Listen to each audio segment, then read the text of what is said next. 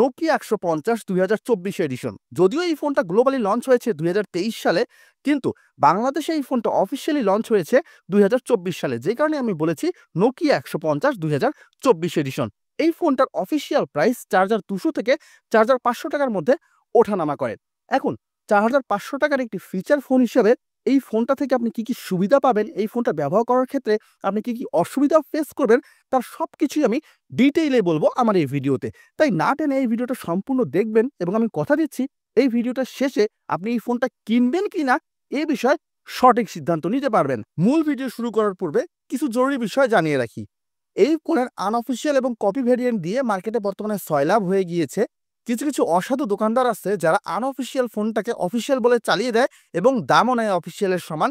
আবার ফেসবুকে কিছু পেজ আছে যেখানে আপনার এই ফোনের মাস্টার কপিটাকে অরিজিনাল ফোন বলে চালিয়ে দেওয়া হয়, সেখানে দাম দেওয়া হয় ২ থেকে ২,৫০০ টাকা। অনেকে কম দাম থেকে ফাঁদে পড়ে কিনে ফেলেন। এখন কোনটি আনঅফিসিয়াল এবং কোনটি অফিসিয়াল কিভাবে বুঝবেন, বোঝার একদম সহজ উপায় আপনাদেরকে শিখিয়ে দিচ্ছি। অবশ্যই মনে রাখবেন, যদি আপনার ফোনটা অফিসিয়াল হয় তাহলে সেখানে লেখা থাকবে মেড ইন বাংলাদেশ। অর্থাৎ এই মেড ইন বাংলাদেশ কথাটা যদি লেখা না থাকে তাহলে আপনার ফোনটা কখনোই অফিসিয়াল নয়। আনঅফিসিয়াল অথবা কপি এই কোনোটাই আপনারা কিনবেন না, কারণ এই ফোনের অফিসিয়ালটাতে থাকে ১ বছরের রিপ্লেসমেন্ট গ্যারান্টি। অর্থাৎ আপনার ফোনে যদি ১ বছরের ভিতরে কোনো সমস্যা হয়, কোম্পানি ফোনটা বদলায় আপনাকে নতুন ফোন দিবে। তবে এই সার্ভিসটা আপনি কাস্টমার কেয়ার থেকে পাবেন না, এই সার্ভিসটা আপনাকে দিবে দোকানদার। অর্থাৎ আপনি যে দোকান থেকে ফোন কিনেছেন সেই দোকানে আপনি ফোন জমা দিবেন, তারাই ফোনটা আপনাকে রিপ্লেস করে নতুন ফোন দিবে। এজন্য ৭ থেকে ১০ দিন সময় লাগতে পারে। তবে এই রিপ্লেসমেন্ট সার্ভিস পাওয়ার জন্য আপনাকে অবশ্যই বক্স, ক্যাশ মেমো এবং চার্জারটা সংরক্ষণ করতে হবে। চলুন বন্ধুরা, এবার আমরা দেখে ফেলি ফোনের বক্সের ভিতরে কি কি আইটেম দেওয়া আছে। বক্স খুলতেই প্রথমে পেয়ে যাবেন পলিথিনের প্যাকেটে মোড়ানো ফোনটি, পাবেন ১৪৫০ এমএএইচ এর একটি বিশাল ব্যাটারি, থাকছে একটি 2.75 ওয়াটের ইউএসবি টাইপ বি চার্জার। বক্সের ভিতরে আরো পেয়ে যাবেন ইউজার ম্যানুয়াল এবং ওয়ারেন্টি কার্ড। বক্সের ভিতরে আপনি কোনো প্রকারের হেডফোন পাবেন না। চলুন এবার আমরা ফোনটা দেখি। ফোনটি হাতে নিতেই সবার প্রথমে আপনার যে জিনিসটা চোখে পড়বে 2.4 ইঞ্চির একটি ডিসপ্লে। এটি হচ্ছে স্পিকার কাটআউট। কিপ্যাডগুলো বেশ ভালোই উঠানো এবং আপনার কিপ্যাডগুলো প্রেস করতে কোনো প্রবলেম আপনি ফেস করবেন না। আপনার ফোনটার নিচের দিকে রয়েছে মাইক্রোফোনের ছিদ্র, পেছনের দিকে রয়েছে স্পিকার কাটআউট, এটা হচ্ছে ক্যামেরা এবং একটা ফ্ল্যাশ লাইট। দুই সাইড পুরোপুরি ফাঁকা। এই যে আপনার ফাঁকা অংশটি দেখতে পাচ্ছেন, মূলত এটি দিয়েই ব্যাকপার্টটা খুলতে হয়। এইদিকে পুরোপুরি ফাঁকা। উপরের দিকে রয়েছে USB type B charging port এবং 3.5 মিলিমিটার হেডফোন জ্যাক।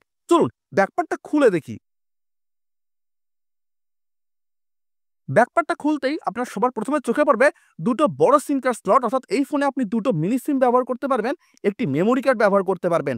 পাশাপাশি রয়েছে আপনার ওয়ারেন্টি স্টিকার। এই স্টিকারটি নির্দেশ করে আপনার ফোনটা খোলা পড়েনি। এই ফোনের একটা বৈশিষ্ট্য হচ্ছে, অন্যান্য চাইনিজ ব্র্যান্ডের ফোনের মতো এন্টিনা লাইনটা আপনার ফোনের বাইরের দিকে নেই, ভিতরে রয়েছে। ব্যাটারি লাগিয়ে ফোনটা চালু করে ফেলেছি। চলুন দেখা যাক এর মেনুতে কি কি অপশন দেওয়া আছে। প্রথমে পেয়ে যাবেন কল লক, তারপর আপনার কন্ট্যাক্টস, তারপরে alarm clock, FM radio, messages, snake game, আপনার ক্যালেন্ডার, তারপর ক্যামেরা, তারপর টর্চ লাইট, এরপরে রয়েছে মিউজিক, তারপরে হচ্ছে photos, videos, calculator, file manager, setting, আপনার ভয়েস রেকর্ডার। কিছু আজে বাজে গেমস আছে, এসব গেমস কেউ খেলে না এবং এসব গেমস নিয়ে কথা বলবো না। তবে এসব গেমস কিন্তু আপনার টাকা দিয়ে কিনে খেলতে হবে। আপনার চলুন দেখি ফোন মেমোরি কত। এই ফোনটাতে কোনো ফোন মেমোরি নেই। অর্থাৎ আপনি যে কোনো প্রকার মাল্টিমিডিয়া ফাংশন অ্যাক্সেস করতে চাইলে, ছবি তুলতে চাইলে, গান শুনতে চাইলে, এমনকি রিংটোন সেট করতে চাইলেও আপনাকে আলাদা করে মেমোরি কার্ড লাগাতে হবে। বন্ধুরা, এই ছিল আনবক্সিং এবং ওভারভিউ। এখন আমি এই ফোনটাতে সিম কার্ড এবং মেমোরি কার্ড লাগিয়ে কয়েকদিন ব্যবহার করব, তারপর আপনাদেরকে ফাইনাল রিভিউ দেব। ফিরে এলাম ১৫ দিন পরে। গত ১৫ দিনে এই ফোনটিকে আমি সেকেন্ডারি ডিভাইস হিসেবে ইউজ করেছি। এই ইউজ করতে গিয়ে আমার যে এক্সপেরিয়েন্সটা হয়েছে সেটাই এখন আমি আপনাদের সাথে শেয়ার করব। ফোনটার ভালো দিক সম্পর্কে যদি বলতে যাই, প্রথমেই বলতে হয় এর ডিজাইনটা সম্পর্কে। এই ফোনটা দেখতে আসলেই অনেক সুন্দর। আমার কাছে ফোনটার ডিজাইন খুবই ভালো লেগেছে। এই ফোনটা আপনার বেশ আই ক্যাচি, অর্থাৎ আপনি যদি বাইরে নিয়ে যান মানুষের চোখে পড়বেই পড়বে। পাশাপাশি এই ফোনটার গ্রিপ অনেক ভালো। ফোনটা অনেক হ্যান্ডি, বড়ও না ছোটও না, হাতের ভিতরে খুব ভালোভাবেই গ্রিপ করে ধরে রাখা যায়। এর ফোন বুকে আপনি 15টি নাম্বার সেভ করতে পারবেন। পাশাপাশি আপনি যদি ডুয়েল সিম ব্যবহার করেন, প্রতিটা সিমে 250 করে টোটাল 500, অর্থাৎ আপনি এই ফোনে সর্বমোট 2000 নাম্বার সংরক্ষণ করতে পারবেন, যা মোর দেন এনাফ। অনেকেই প্রশ্ন করে ফোনে অটো কল রেকর্ডিং আছে কিনা। জি ভাই, এই ফোনে অটো কল রেকর্ডিং আছে এবং অটো কল রেকর্ডিংয়ে আপনার কোনো প্রবলেম হবে না, খুব ভালোভাবেই কল রেকর্ড করতে পারে। এরপর বলবো নেটওয়ার্ক রিসেপশন এবং কল কোয়ালিটি নিয়ে। এই ফোনের নেটওয়ার্ক রিসেপশন খুবই ভালো। নেটওয়ার্কজনিত কোনো সমস্যা আমি ফেস করিনি, অর্থাৎ কথা বলতে বলতে কল কেটে যাবে, নেটওয়ার্ক কম ক্যাপচার করবে, এ জাতীয় কোনো সমস্যা নেই। এই ফোনের কল কোয়ালিটিও অনেক ভালো, অর্থাৎ কথা আপনি যখন শুনবেন ক্রিস্টাল ক্লিয়ার এবং লাউড শুনতে পারবেন। অন্যান্য চাইনিজ ব্র্যান্ডের ফোনগুলোর মতো কথা শোনার সময় ক্যান ক্যান করবে না, এবং অপর প্রান্তে যে আপনার কথা শুনবে সেও কিন্তু বেশ ক্রিস্টাল এবং লাউড ক্লিয়ার কথা শুনতে পারবে। এর পেছনে যে স্পিকার আছে, অর্থাৎ রিংইং স্পিকারটা, এটাও বেশ জোরালো, তবে ফুল সাউন্ডে কিছুটা ডিস্টরশন করে। তবে আপনার রিংটোন শুনতে কোনো প্রবলেম হবে না। আপনি যতই ভিড়ের ভিতরে থাকেন না কেন, বাজারে থাকেন না কেন, রিংটোন শুনতে পারবেন। এতক্ষণ পর্যন্ত আপনারা যা শুনলেন তা ছিল এই ফোনটার ভালো দিক। এবার বলবো এই ফোনটার খারাপ দিক বা আসল দিক। প্রথমত, এই ফোনে আপনার ব্লুটুথ নেই। ঠিকই শুনেছেন ভাই, 4500 টাকা দামের একটা ফোনে আপনার ব্লুটুথ নেই। যেখানে আপনি 1000 টাকা দিয়ে একটা আইটেল বা সিম্ফনির ফিচার ফোন কিনলে সেখানেও ব্লুটুথ পেয়ে যাবেন। এরপরে যেটা বলবো সেটা আরো বেশি খারাপ। এই ফোনে আপনি কোনো প্রকার ইন্টারনেট ব্যবহার করতে পারবেন না, এমনকি 2G ইন্টারনেটও ব্যবহার করতে পারবেন না।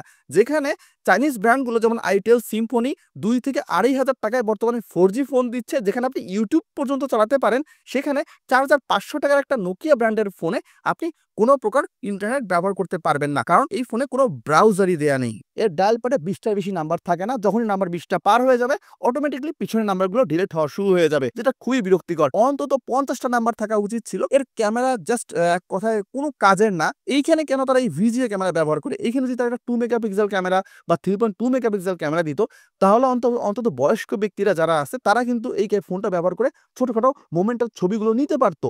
সবচেয়ে জরুরি যে বিষয়টা, ব্যাটারি ব্যাকআপ। এই ফোনের ব্যাটারি ব্যাকআপ ভাই খুবই জঘন্য। এর 1450 mAh ব্যাটারি আছে। আমি ভেবেছিলাম হয়তো আমি মিনিমাম 5 থেকে 6 ঘন্টা টক টাইম পাবো, কিন্তু বাস্তবে হয়েছে উল্টো। আমি এই ফোন থেকে জাস্ট 3 ঘন্টা প্লাস টক টাইম পেয়েছি। অর্থাৎ আপনি যদি প্রতিদিন আধা ঘন্টা করে কথা বলেন, দেখা যাবে আপনি সর্বোচ্চ 3 দিন এই ফোনটা ব্যবহার করতে পারবেন। 3 দিন পরে এই ফোনটার ব্যাটারি লো দেখাবে। এই ফোনটার স্ট্যান্ড বাই চেক করার জন্য আমি 2টা সিম ফোনের ভিতরে লাগিয়ে রেখেছিলাম। কোনো কথা বলিনি, ফুল চার্জ দিয়ে রেখেছিলাম। 6 দিনের শেষে, অর্থাৎ 7 দিনের শুরুতেই ফোনটা লো ব্যাটারি দেখায় অফ হয়ে গিয়েছে। অর্থাৎ এই ফোনটা থেকে আপনি সর্বোচ্চ 6 দিন স্ট্যান্ড বাই পাবেন। 1450 mAh ব্যাটারি হিসেবে পুরোপুরি ডিসঅ্যাপয়েন্ট করেছে এই ব্যাটারি ব্যাকআপ। বন্ধুরা, এই ছিল ফোনটার ভালো এবং খারাপ দিক। এখন ফোনটা আপনি কিনবেন কিনা এটা একান্তই আপনার ব্যক্তিগত সিদ্ধান্ত। তবে আমার কাছে যদি জানতে চান, আমি এক কথায় বলবো 4000 টাকা অথবা 4500 টাকা দিয়ে এই ফোনটা কেনা মোটেও উচিত হবে না। এই ফোনটার নতুন দাম যদি 3000 টাকার মধ্যে হতো, তাহলে আপনি নোকিয়া ব্র্যান্ড হিসেবে কনসিডার করতে পারতেন।